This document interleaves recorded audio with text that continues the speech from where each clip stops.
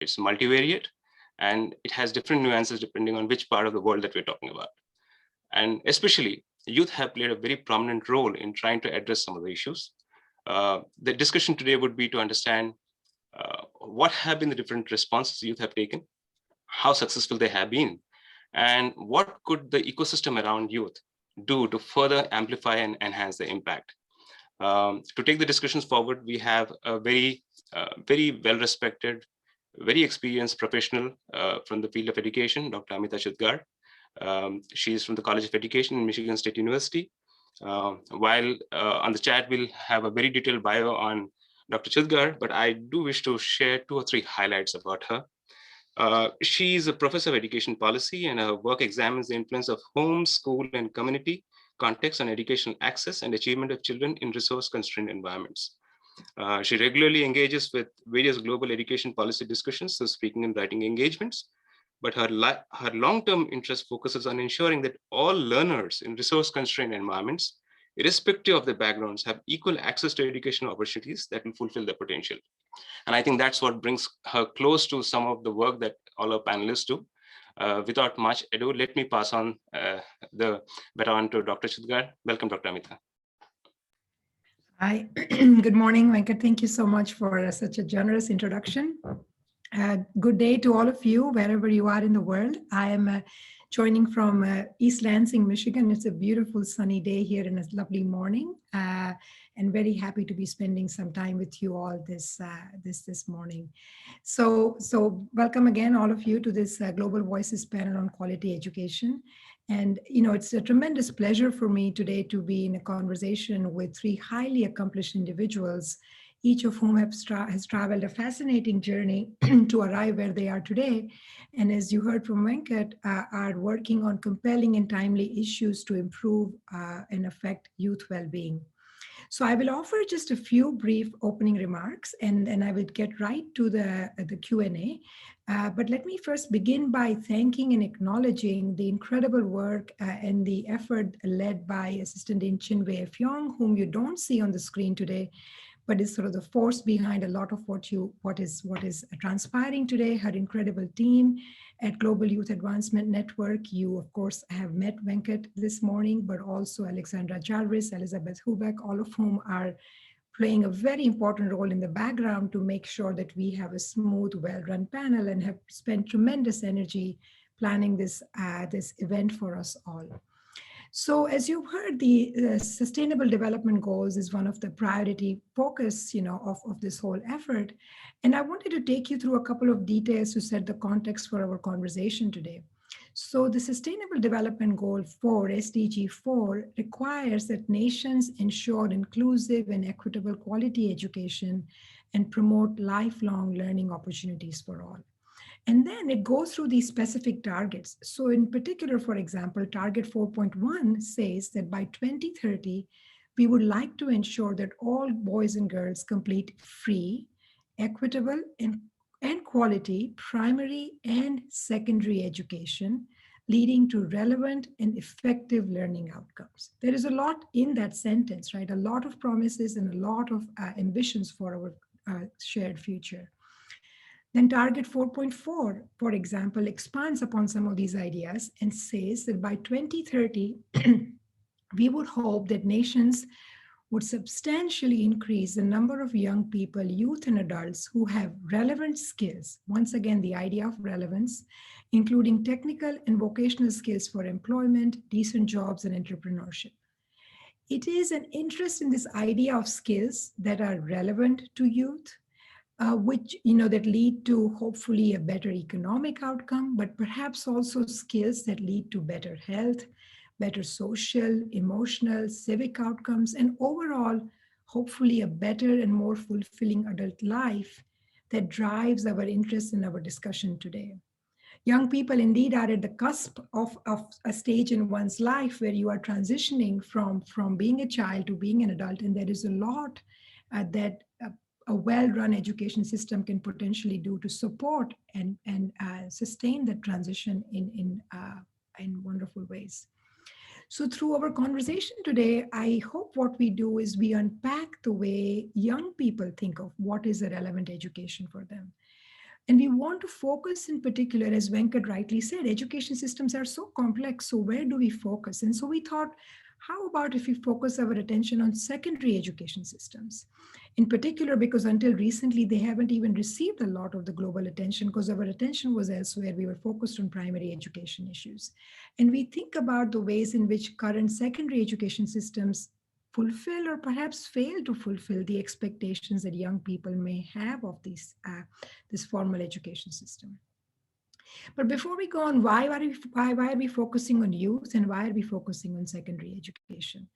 And this may not be any surprise to you, but in 2019, global youth population was over a billion. One in every sixth person on the planet is between ages 15 to 24 right now. Youth population in many low and middle income countries is vast and is projected to grow even further.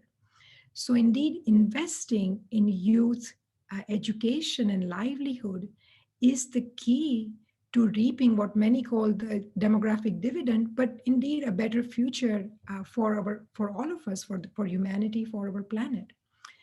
But so how are we doing in terms of investing in young people's livelihoods and education? Unfortunately, if we look at the global indicators, we are not doing so well.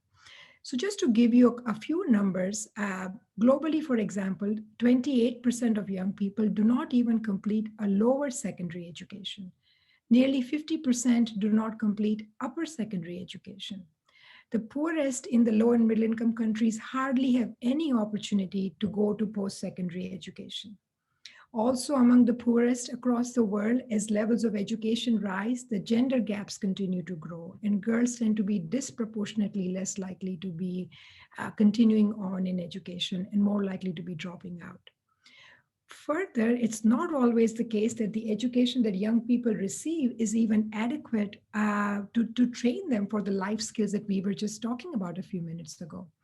So, for example, just to give you one instance, ASAR is an NGO in India, and in 2017 they conducted a survey of young people ages 14 to 18 across rural India.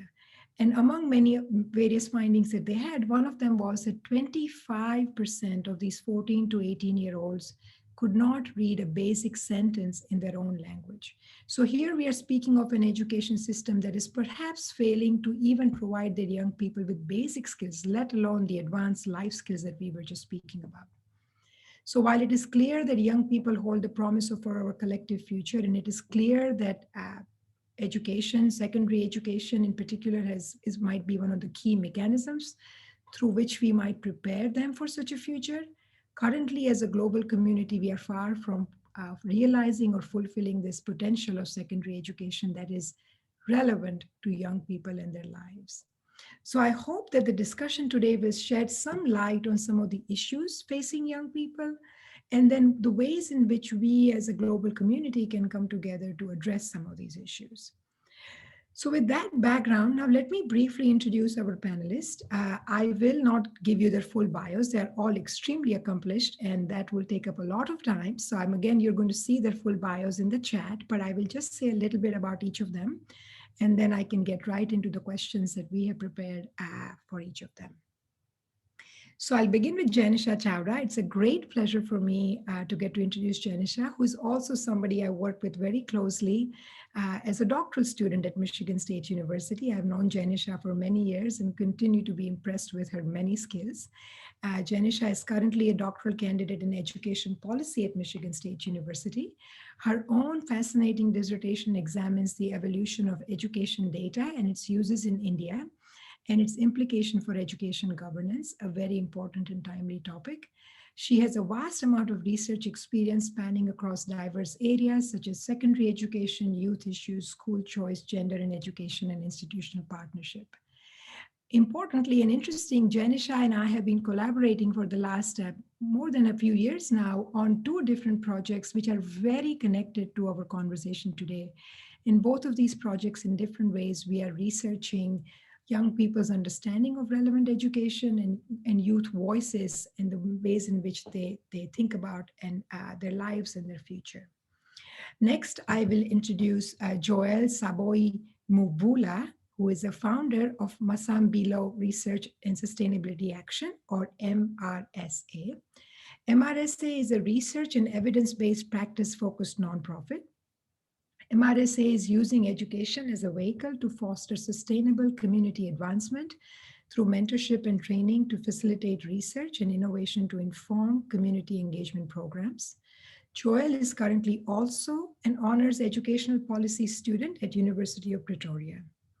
And last but not least is Abhijit Sinha, who is a creator of Project Defy.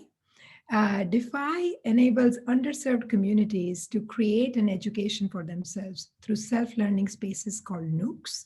At NOOCs, individuals, children, young adults learn what makes them curious and it caters to their needs and interests. NOOCs are schools without teachers, without exams, or even any curriculum. They are controlled and managed by the learners themselves who take complete charge of their own learning. Through Defy, Abhijit has worked in 3 countries with over 17 communities and has enabled 7,000 plus individuals to become self-learners. So I welcome these incredibly accomplished group of people this morning in Michigan here, and I'm really looking forward to our conversation. I will now get right into the questions I have.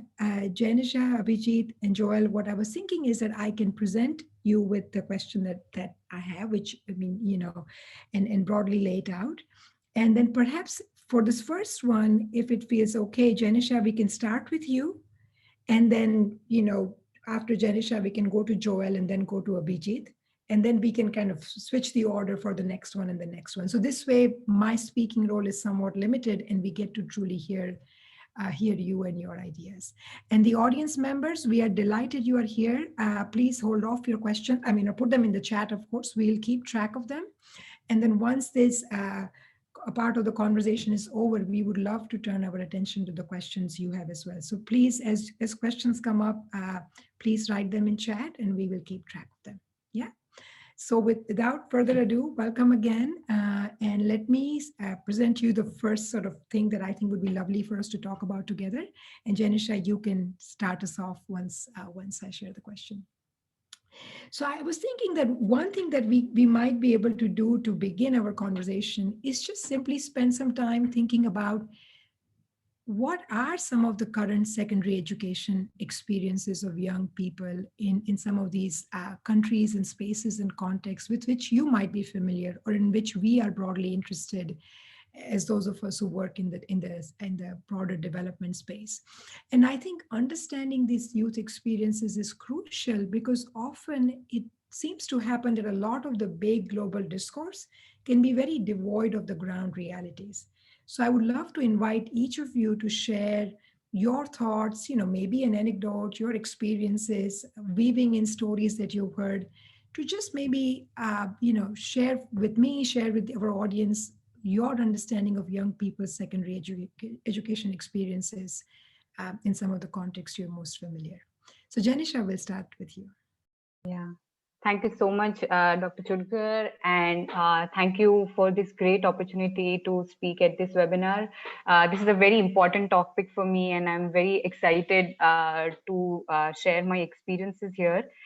So, so regarding secondary education, based on my experience of growing up in India, and also I have interviewed many students and families who are secondary school students in India, and I was just thinking about those experiences and just wondering, like, how would I categorize those experiences of going through secondary education in India? And there were 2 words that came to my mind as I was thinking about that. So one was uninspiring, and the other was unrelatable. So by that I mean is that in India, in case of India, secondary education, the way it was designed colonially was to produce administrators for the British government. And so the foundation of secondary education, the way it was led, was not to kind of question the establishment or think critically, but it was just to like follow orders and be able to be good administrators. And I feel like things have not changed much since then. Like the way secondary education system is designed right now, it is pretty much similar. So in India, we have something, we have a very high stakes exam at secondary school, at secondary level, which gives you a certificate. And using that certificate, you can go on to a post-secondary education level, or you can go on to apply for jobs, initial level jobs. And passing that exam is extremely tough. Like for student, be it in public schools or private schools, it's very tough. So most of the times, the moment you enter into secondary school, before secondary school, we don't have any high stakes exam. So when we enter into secondary school, all we are doing is rote learning, so that we are able to take that exam. So the whole experience of being in secondary school is not something which is intellectually or creatively fulfilling, or something which, you know, makes you feel like, oh, I'm learning something, or I'm becoming something. Rather, it's just mugging up answers, learning tricks to answer questions, and just getting that certificate so that you can do something with it. So as a student myself, and the way I have seen students take these exams in India, it's very, very uninspiring, boring, and a mundane process. Even though they might be getting good grades on that exam, but if you just really ask them, like, was it an enjoyable process? It's not an enjoyable process. And if you look at the curriculum of secondary education, I mean, you really don't understand, like, what is the use of what you are learning in secondary schools, apart from being good administrators. Because if you are to go from the secondary school and maybe open up a business or do something else, there is very little you are learning in secondary school that can help you do that. Things like basic skills like financial skills, soft skills, being able to like understand your financial situation, save, understand what is profit, and these are like basic life skills that you need to know anyways, no matter what area of life you go into. But I mean, secondary school, secondary education, the way it is right now in India, it doesn't equip students with these very, very crucial skills. So I also think that it's not very relevant in many ways. And so there is a lot of question and a lot of dilemma around like what really is purpose of what we are doing, apart from segregating ourselves into different pathways. It's very hard to understand what really secondary education is doing for us. So I have a lot of other things to say, but I would just like to stop here, and I would love to know what Joel and Abhijit have to say, because I can just go on and on this. So anyone who wants to go next? Thank you, Janisha. Yeah. Joel, you want to go next, and then let's go Abhijit, and then we can kind of, once we get into the flow, we can, why don't we go next with you, Joel? Thank you, Janisha. Sure thing. Thank you for having me. I would quickly make reference to a conference I was attending a couple of weeks ago that was talking about the future of work. And Professor Maharaj was presenting on the future of work and made special reference to the fourth industrial revolution. And so he categorized the discussion in three themes: the worker, the work, and the workplace.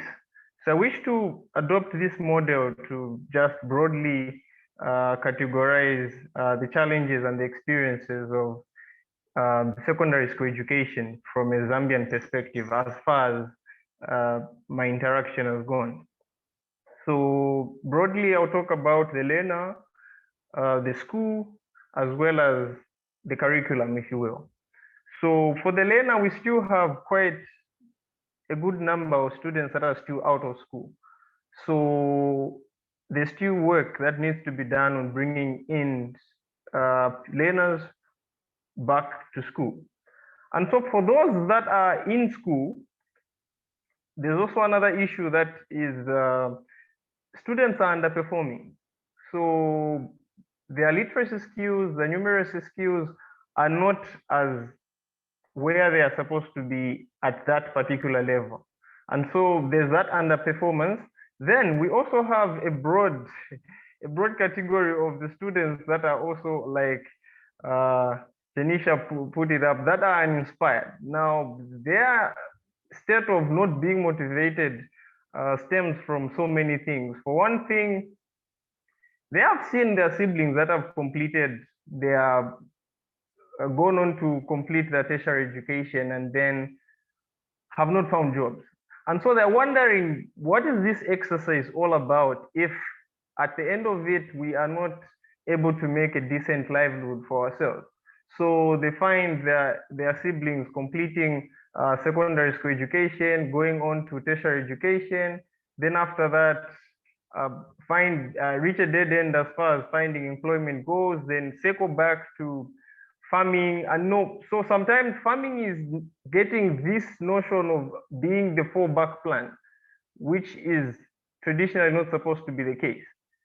So then you have students that are now thinking, well, if all this can just takes you around and you end up doing this that you could do without having gone to school, so why go through all this trouble only for that? So there's that. The two last aspects have to do with the environment where these learners come from. So there are some that hail from a very hostile environment, either abuse or any other aspect to that. And so their life home is not very supportive of their life in school. Then there's also a matter to do with the socioeconomic status, which is a very profound predictor of how successful a student becomes. So that brings rise to matters of the achievement gap. Now, going on to school, the school is in a position where it could be able to compensate for some of these shortcomings back home. So things like guidance and just care, giving care to these learners, the school would be in a better position to do that. However, you find that most schools are understaffed. And so a teacher looks out for a very, very, very wide population of students. And so they're not able to give particular attention to these students. So that's one challenge. Another is that of the infrastructure is underdeveloped and in most cases inadequate.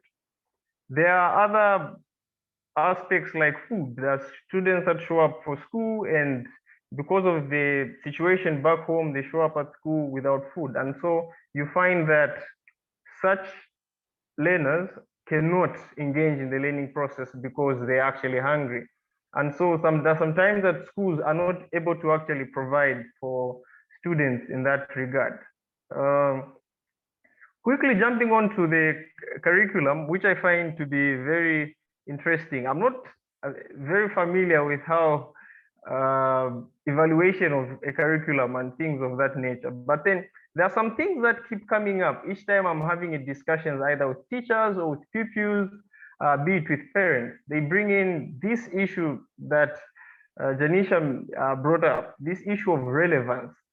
So it's very difficult to pinpoint what it is they mean and what it is they seek. So there's this aspect of them looking out for where does this education fit into the bigger picture? And so that's one issue. There's an issue of assessment that's also been raised, and also an issue of the school not being able to impart into the learners the life skills, how the world works generally. They seem to lack on that. Career guidance has also been a big issue, as well as no bridge for the students, for the learners to have access to the community while they're still in high school, because some at the end of the day do not make it into tertiary education. So secondary school education is a terminal point for them. As such, we have not been able to facilitate the growth of these students to be able to transition directly into the working environment. So in a nutshell, I would leave it at that. Abhijit, thanks so much, Joel. That's very, very insightful. Let's turn to you, Abhijit. Thank you. Thank you for asking this question. I think, in a few days, I'm going to be 30, so it's going to get difficult to answer this question as time goes along. But for now, I think I can try. Of course, there's lots to talk about, but I'll talk about three things. three things that impact me the most. And the first thing I feel, and it's not restricted to secondary education, unfortunately, but given our context now, we somehow tend to think about education or even children or learners as some sort of economic assets for the future. Inhuman almost, something to develop and grow and plant and flourish so that one day they may become complete humans. This to me is ridiculous. I find it absolutely disturbing to completely forget their life today, to completely ignore what they want to be and who they want to be right now, and just expect, okay, one day you're going to grow up and life will be beautiful. Until then, well, struggle. And okay, let's say that is the promise. That's what education wants to give. But does it even give that, right? The time keeps passing on. You grow up, you reach a point where you get a job and you realize, okay, life didn't get that better, or job was not so easy to find, or well, work is just work, and then fun has to be outside of it. And let's talk about fun or passion. Of course, it has no role to play in education or the outcomes of education. There's no space for fun. Nobody ever talks about it. Nobody ever talks about engaging yourself as, just at an emotional level to start out with. And of course, how would that happen at the end of the story if the story all along completely ignored your emotions, completely ignored who you want to be right now? And so, to me, all three of these are connected. It's somehow this robotic understanding of education and of human beings that, that from the day they are born to the day they work, they have to be nurtured, or they have to be constructed. Nurtured is a more human word. Let's not use that. Constructed is the right word, I think. They have to be constructed, and one day they will become full human beings who we can make money out of, who we can use them in the factories, in the industries, and they will become the national asset. I completely detest a system like that. Yeah. Thank you. This is brilliant, and thanks, Abhijit, for where you brought the conversation as well. I've been making some notes and I've been struck by so many observations each of you are making. I'll say a couple of things and then just take us to the next sort of the set of this conversation, building on the very rich remarks you provided.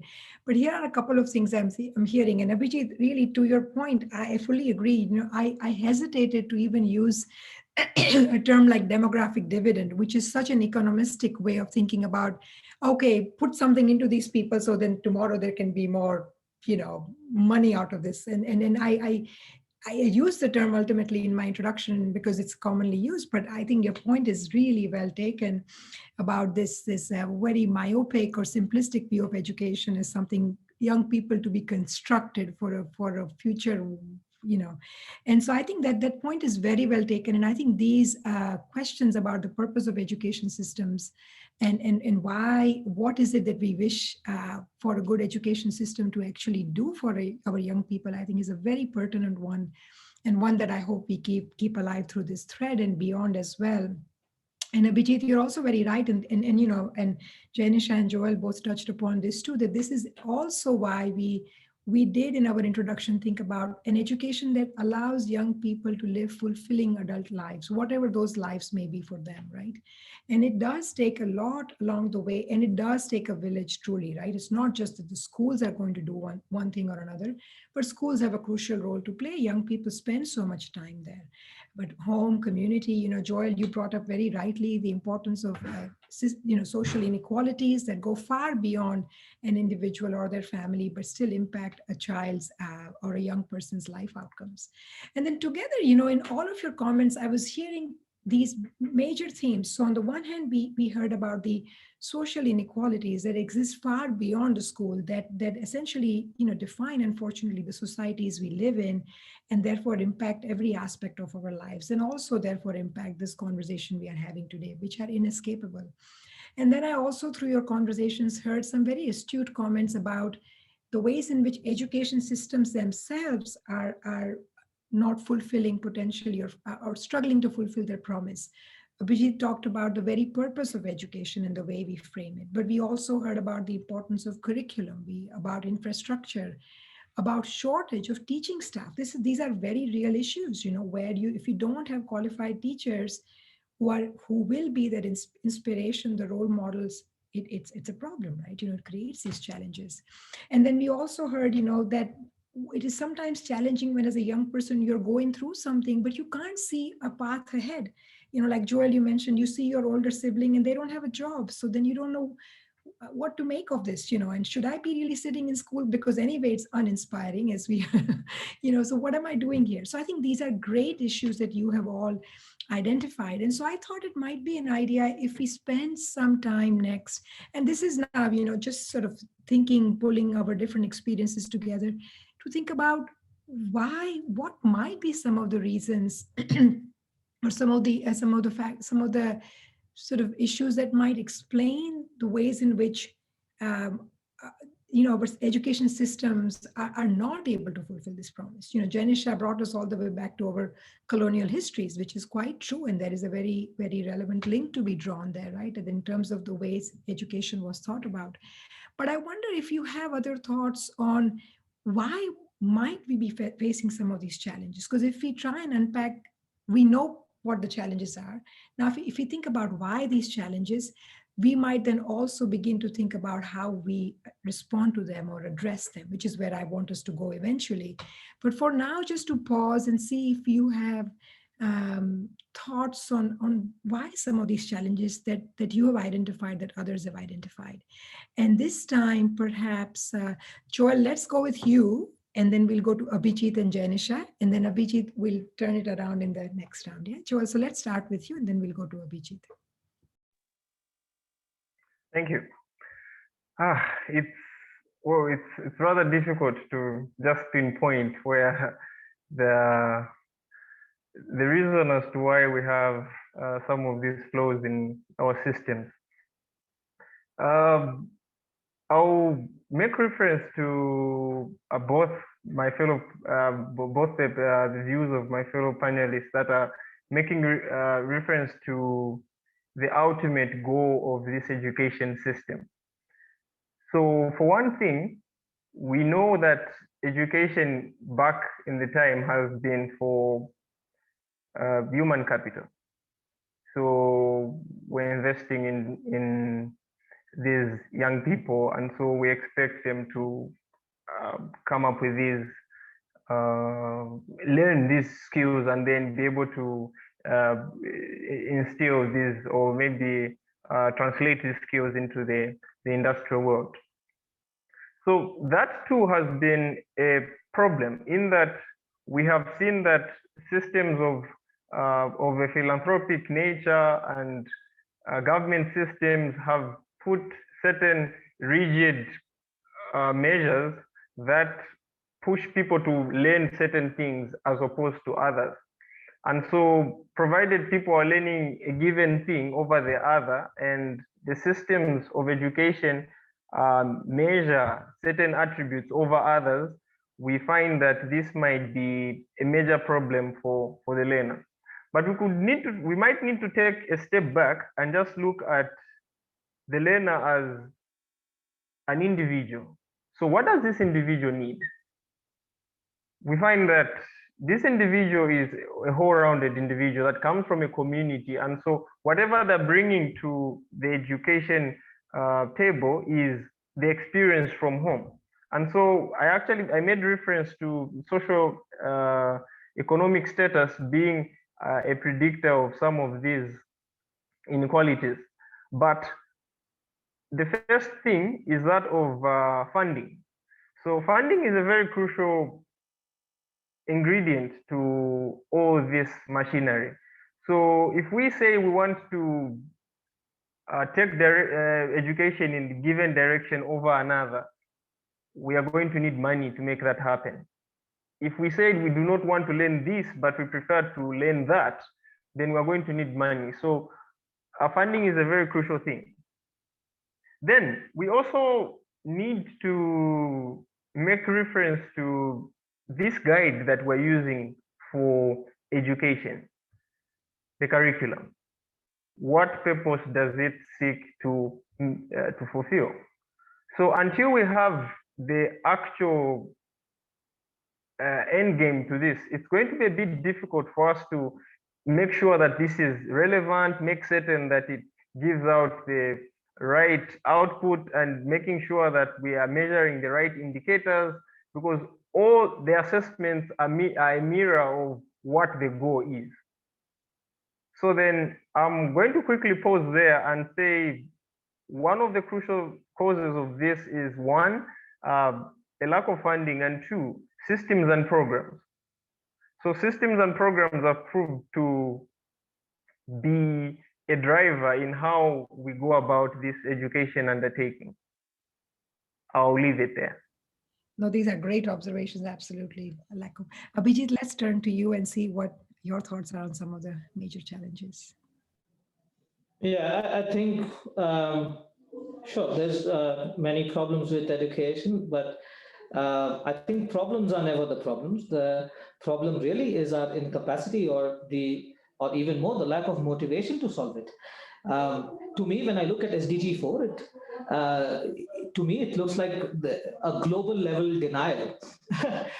As if we talk about quality education, we talk about, what's wrong and what to fix, and then we completely ignore what it is actually doing to people, what is its purpose, where does it come from. We are very willing to ignore all of that, and just, again, our focus comes back to sending kids somehow to school, pack them on in a basket and put them in. And I think the reason why this problem doesn't solve is because we are all children of the same system. We are trained to not solve problems, and therefore we don't solve it, right? It just self-perpetuates. We are not empowered to think that, big global problems or even personal problems are things that are solvable, that we can actually take control over and do something about, right? People, my compatriots, my friends, did not think after college that let's go ahead. This was horrible. Let's make a different one. Let's do something different. Let's experiment. Let's at least do it for 5 people, right? So this self-fulfilling prophecy, training people to not actually solve problems, that's probably the reason why the myriad of problems don't get solved. Ultimately, I think what it will take is just rebellion. You have to crash against the programming. At some point, you have to say, okay, this is enough. Right? I'm willing to experiment. I don't know what the outcomes will be. I have not all the answers. I have many questions, and still it is okay for me to start. And I think that's the direction I would like to go, or the path I would like to take. Thank you, Abhijit. I have to admit that I resonate with what you're saying. And as a professor at a university, I might very well be part of some of the same things that get perpetuated. So I take your comments seriously, and thank you for them. Janisha, what are your thoughts? Yeah. So I would like, because I'm a policy student, my attention immediately goes on to policy and governance systems. So I would like to give that perspective here, which is a bit different from Joel and Abhijit are saying, but it does contribute to a piece of that puzzle of why things are going wrong. So one thing I see is that the receivers of secondary education mainly are the students, and then comes their families, and then the broader society. But the people who deliver education, if you see that whole chain, in case of India, it's the teachers, then schools, then comes the state government, then comes the district government, state government, and the central government. Now we have such a huge machinery of government. Even if you track the whole chain of the government bureaucracy, you would see that there are so many people working, there is so many paperwork, there is so much of red tapeism going on, that any decision, when it is taken at the top level, by the time it comes down to the bottom level, it gets very diluted. And the people at the top are the ones who are making all the decisions. There is little consultation with the people who are actually the receivers of education. And so they are the ones making judgments based on their own capacity. By the time the things come down, things get diluted in their purpose and in their intention. And what we see on the ground is completely different. And for students and for the families, it becomes a very alienating experience, which is very disconnected from their own realities and their own experiences. And I feel another issue is that education ministries, education bureaucracies are one of the slowest bureaucracies in any country. Like they are one of the largest bureaucracies, but one of the slowest to move, because first of all, there are so many schools in the country, so many teachers and all of that. But also education is not a very important currency topic when it comes to politicians and the bureaucrats. They might be more interested in delivering on other topics that give them more popularity, more votes, rather than education. So there is no incentive to take quick measures, to take education reform seriously. And which is why things move very slowly in education, and there is just no urgency or need felt to be accountable, to deliver as much as it is felt in maybe other areas. And so until and unless education becomes a central issue in the public sphere, where unless the bureaucrats and the politicians and ministries don't deliver on their promises and don't deliver on what people want, it would be very difficult to bring change. And change needs to be brought at large scale level. There is very little that NGOs and communities can do. Even people, there is very little that people can do on their own. For change to be at scale and to be lasting, it's ultimately the whole ministries and people in charge, they need to be transformed. So there are some very macro level, structural level issues present, which really make this whole process of change very slow. And this is one of the reasons why things are still stuck in time. The British left their administration, but then it was again occupied by the people of our own country, and they are running the administration in much more or less a similar manner as they did. So not much change has been done. So this is also one area which really needs a lot of attention in order to reform education. Yeah. Thank you, Janisha. These are great comments. Alexandra also put a very helpful note in the reminder. We are getting close to sort of winding down this conversation, this part of the conversation, and we are inviting our listeners to please start thinking about questions that you might want the panelists to respond to as well. We will take some time at the end to do this. So let me, though, we have about 5 or so minutes together to think about one other thing that I really, this was a fascinating conversation to hear for me. And it was wonderful that between the three of you, you brought up the entire spectrum. So Abhijit, on the one hand, started with the revolution that we need, kind of sort of turning it upside down, and the individual level effort, which is one end of the spectrum. In Janisha, you reminded us about the need of scale, and Joel, your comments about funding or system level problems, and Joel, also your comments about the community.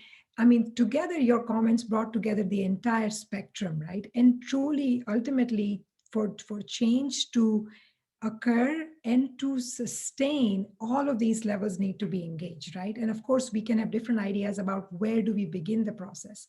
And this is the challenge of working when resources are limited and you can't go perhaps to everything at once. You have to pick your battles, right? You have to decide, this is where I'm going to put my energy.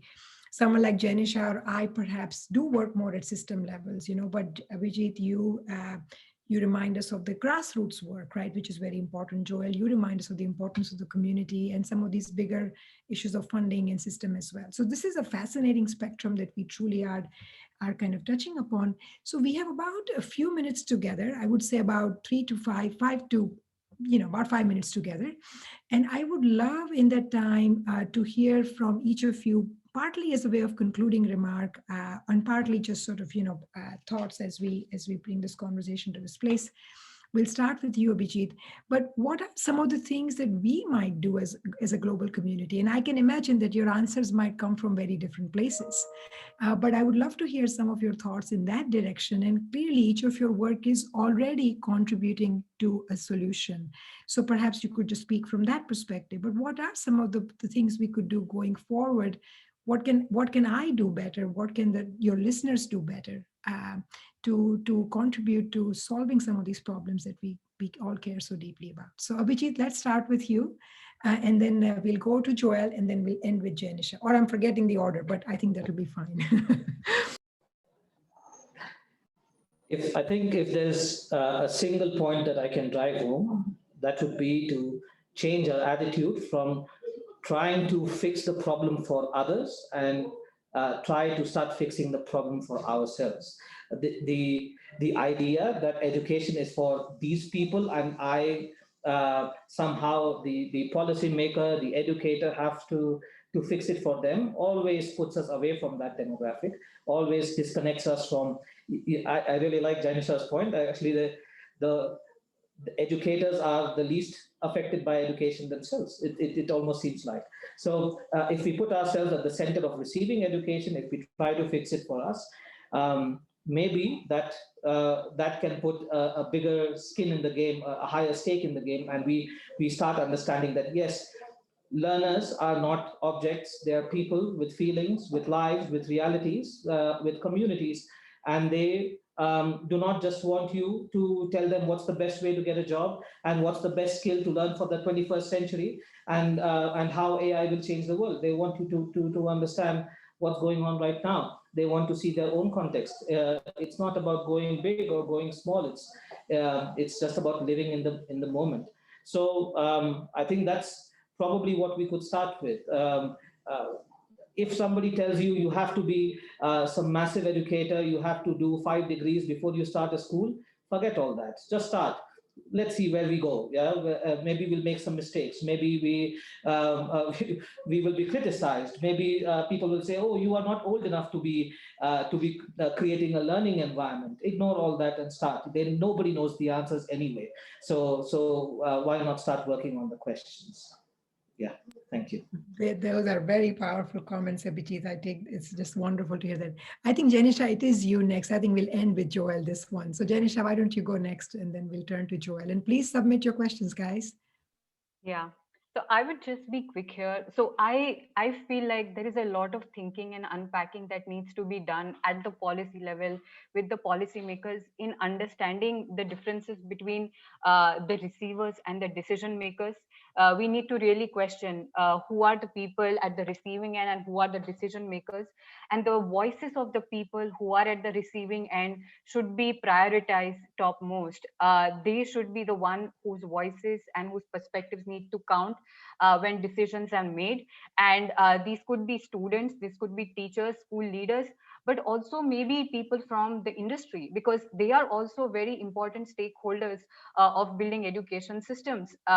Ultimately, if education systems and the industries, if they don't work together, then we might not even have the right kind of economic future also that we desire.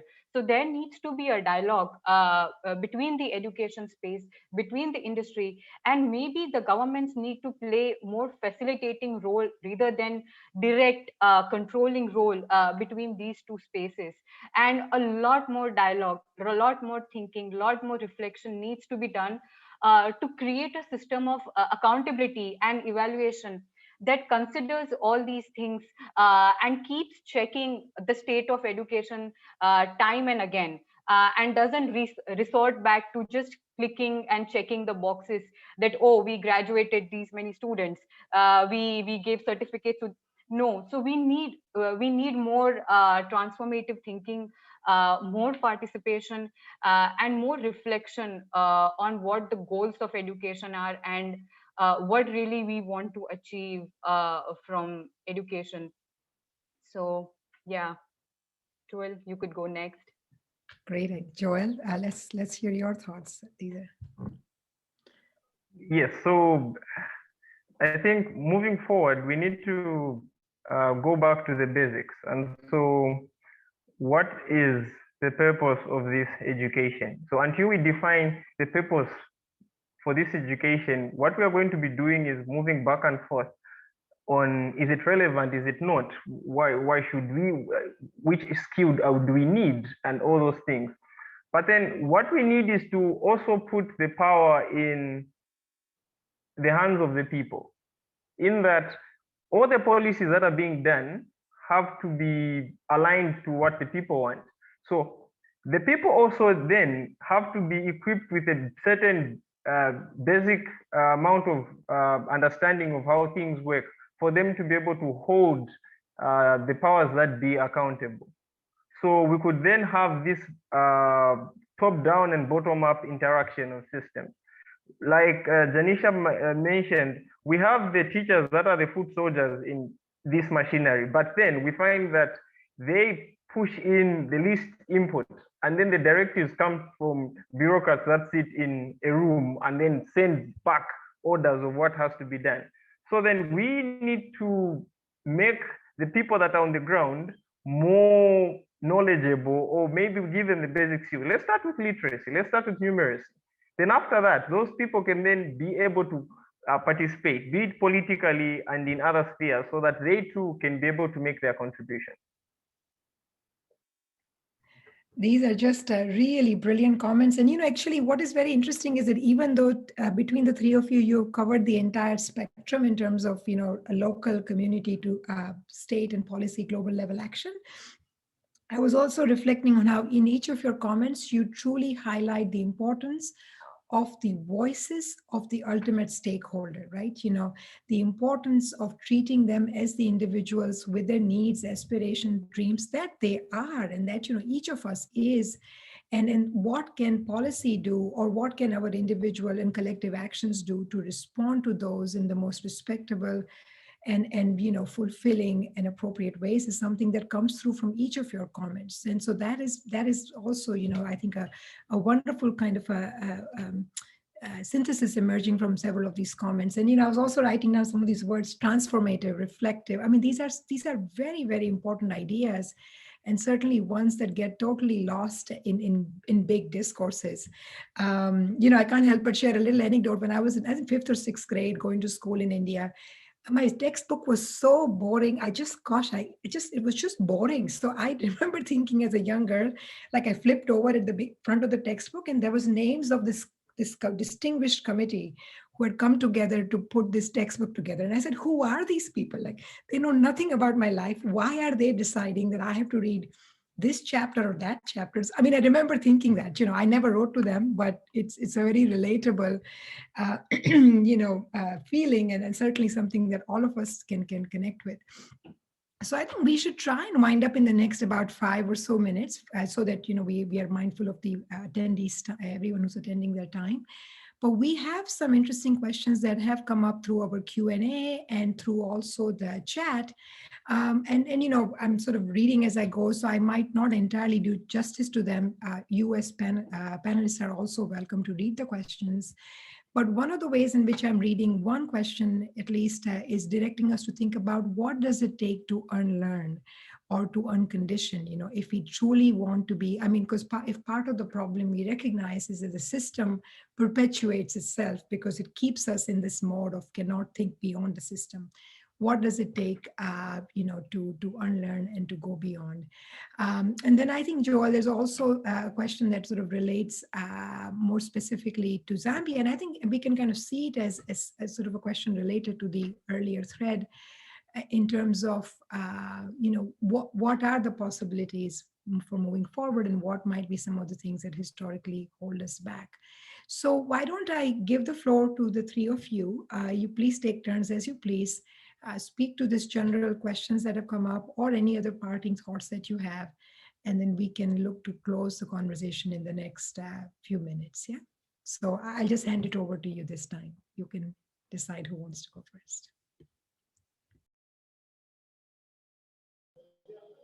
Well, I'm going to avoid the awkward silence and take the first. I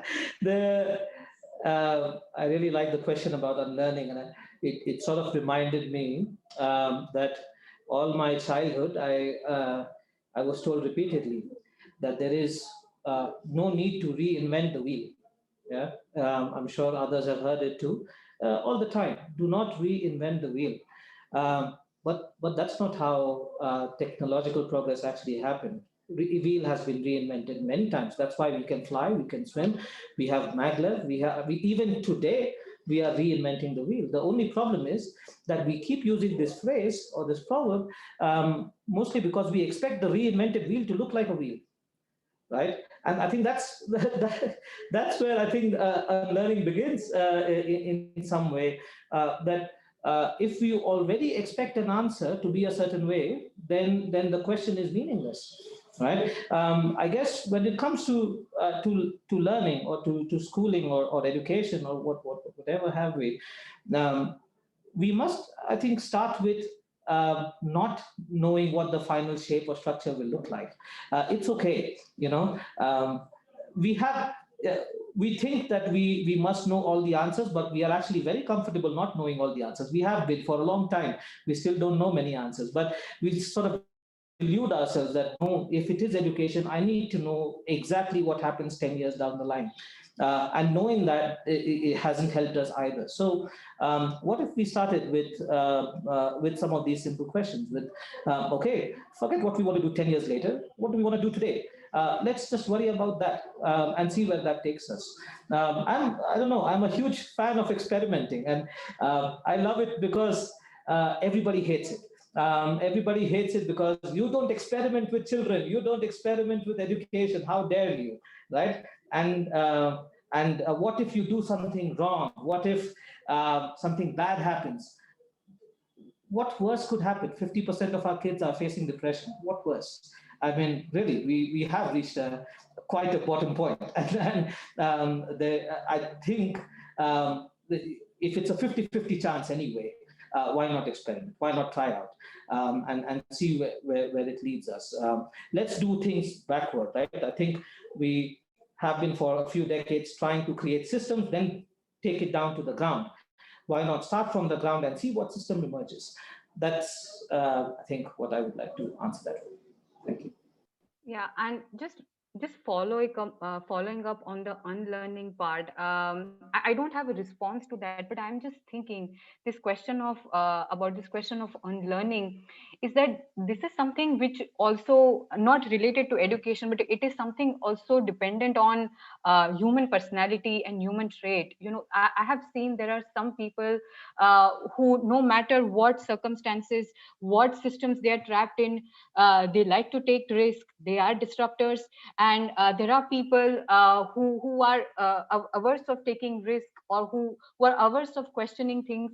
So it's something not only related to education, but it's life in general. Like, even if we remove the education part, but there are many people who might not be comfortable just questioning the social norms around the family or community norms around them. And there would be, you would find some people who would be like in rebel mode, questioning things. So I was just thinking, like, what does it made me question also, like, what does it take for people to think and speak their mind and question things. And this is something, the onus of it is, I don't think it's just on schools and just on education system. I think it also starts from families. How much families empower you to be yourself, to think in your own way, and how much you bring onto yourself also, um, to think. I mean, there are a lot of things here, and it just made me think about, like, how do you unlearn? Because conditioning is something that not just education does to us, it's everything around us. The moment from which we are born, that conditions us in a certain way. So unlearning requires untangling of so many things.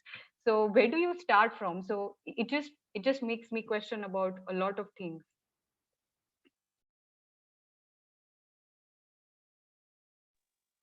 All right. So two quotes come to mind for me.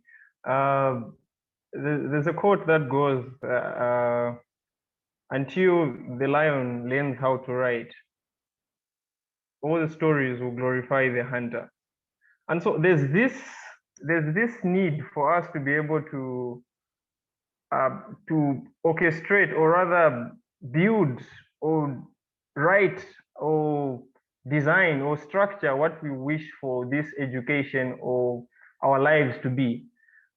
But then the machinery, unfortunately, is not in our hands. It's in policymakers, it's in government, so we find ourselves to be tied. Our hands are tied, or we're sitting on our hands, and there's very little that is really happening on a very significant level because some bureaucrat stepped in the way of an innovation that was supposed to kick off. So I think we need to have this revolution that is being made reference to.